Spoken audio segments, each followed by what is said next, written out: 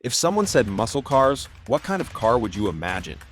The American Motors Corporation, AMC Javelin, or a Rambler Rebel? Probably not. Unless you are old enough to have been around in the 1960s, 1970s, or early 1980s, you can't think of these cars.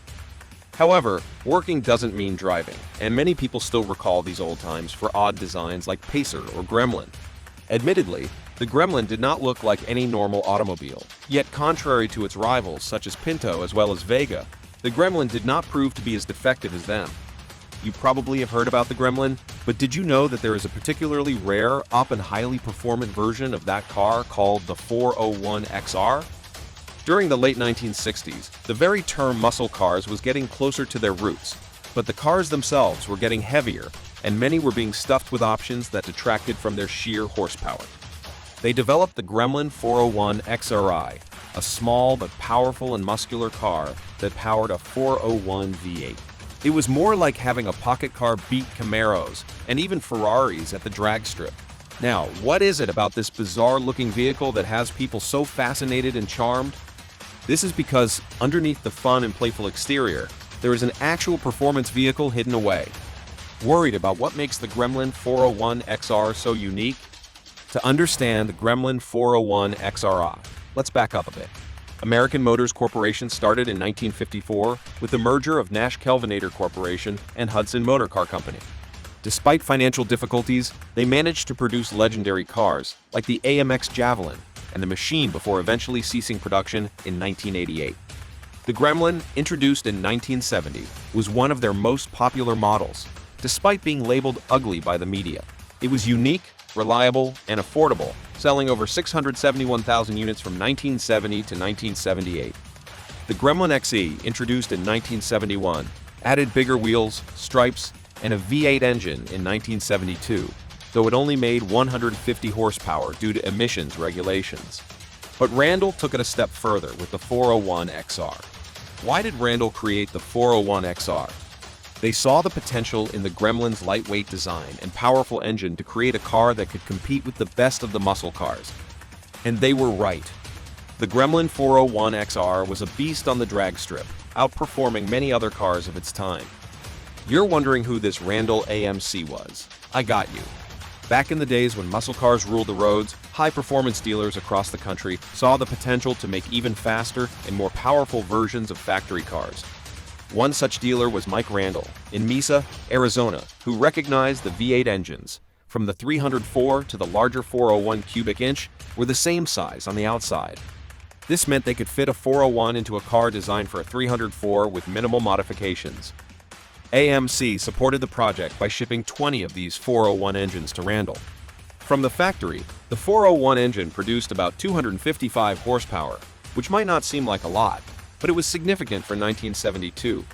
The real advantage of the Gremlin XR was its weight.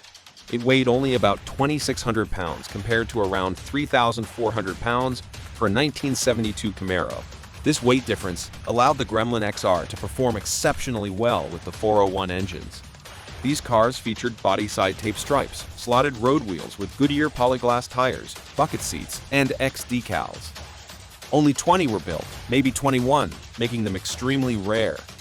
Some tribute cars were also built, including a Levi's edition with denim-look nylon seats and door panels.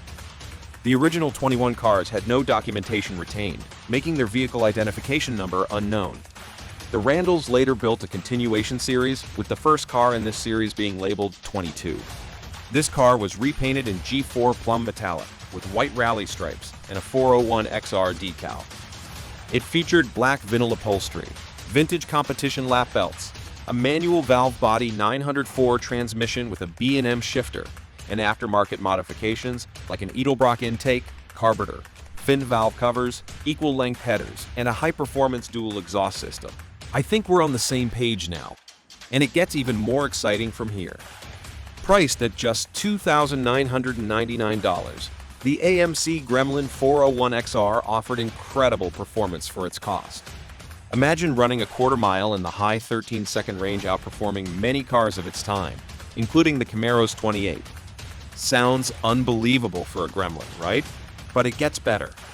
Buyers could enhance their Gremlin XR with performance upgrades like better camshafts, headers, exhaust systems, intakes, a new rear end, and a 4-speed manual transmission. With these modifications, the Gremlin XR could blaze through a quarter-mile in just 12.3 seconds, faster than even high-end models like the Ferrari Daytona and top Corvettes of 1972. For a mere $2,995, you could leave with a 401 XR boasting high 13-second quarter-mile times right out of the box. Those willing to spend a bit more could choose from a list of options that included headers, a 4-speed manual transmission, a twin-grip rear end, and a high-rise intake manifold. CarCraft magazine even reported a well-optioned 401 XR posting quarter-mile times as quick as 12.22 seconds. Pretty impressive, don't you think? Despite being a great value for its price, the Gremlin couldn't shake its image as an economy car. This problem was made worse by the company's earlier claim that the only race we care about is the human race. As a result, the 401 XR struggled to appeal to performance-minded customers. Between 1972 and 1974, nearly 360,000 Gremlins were built, but only 21 of these were 401 XR models. Finding an original 401 XR today is challenging due to its scarcity and the difficulty in proving authenticity. When they do appear, the asking prices are high, turning them into collector's items rather than everyday drivers. The AMC Gremlin stood out in the 1970s and 1980s with its unique design. Looking at some modern designs, one could argue that the Gremlin was ahead of its time. Take the 2001 Pontiac Aztek, for instance. Both cars share the concept of shortening a long car design and chopping off the trunk to make room for the driver and drive components in the front.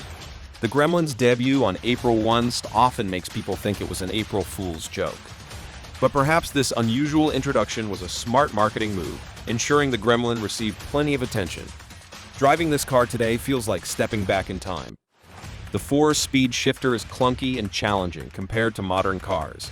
Shifting from first to second feels like a mile-long throw, and finding the gear from second to third is a task. Despite this, once in gear, the car roars to life with a tractor-pull-out engine. And while the ride might seem hilarious, it's undeniably fun. When you get used to the clutch and the rumble, the Gremlin 401 XR hauls. The 401-seed V8 gets better as the revs climb past 4,000 revolutions per minute, though shifting fast is a challenge with the ancient shifter. The experience might be old school, but it's exhilarating. In its time, AMC called the Gremlin 401 XR the only real performance car available under $2,200. While our Gremlin didn't have the upgraded suspension and larger brakes, it felt sprightly for a 1974 car. The turning radius was impressive, making parking a breeze. And on hard power, the tires would spin and the rear end would slide predictably a blast to drive. Modern-day enthusiasts would likely ask, what the heck is that? Upon seeing a 401 XR on the road, but the car's charm is undeniable. It's loud, it's quirky, and it's fun. Near expressway speeds, the Gremlin still jumps when you hit the throttle. Factory fresh cars from Randall could run quarter miles in 13.90 seconds, and with upgrades, they could hit 12.30 seconds. While the golden years of the horsepower wars might seem more appealing, gems like the AMC Gremlin 401 XR remind us of the unique charm of the Malaise era. This car, with its quirky style and surprising performance, puts a smile on any enthusiast's face. So, would you take a ride in this classic oddball? If not, let us know in the comment section why. If you enjoyed the video and it brought back some great memories, give us a thumbs up. Don't forget to subscribe for more exciting content and hit the bell so you never miss out on any of our videos.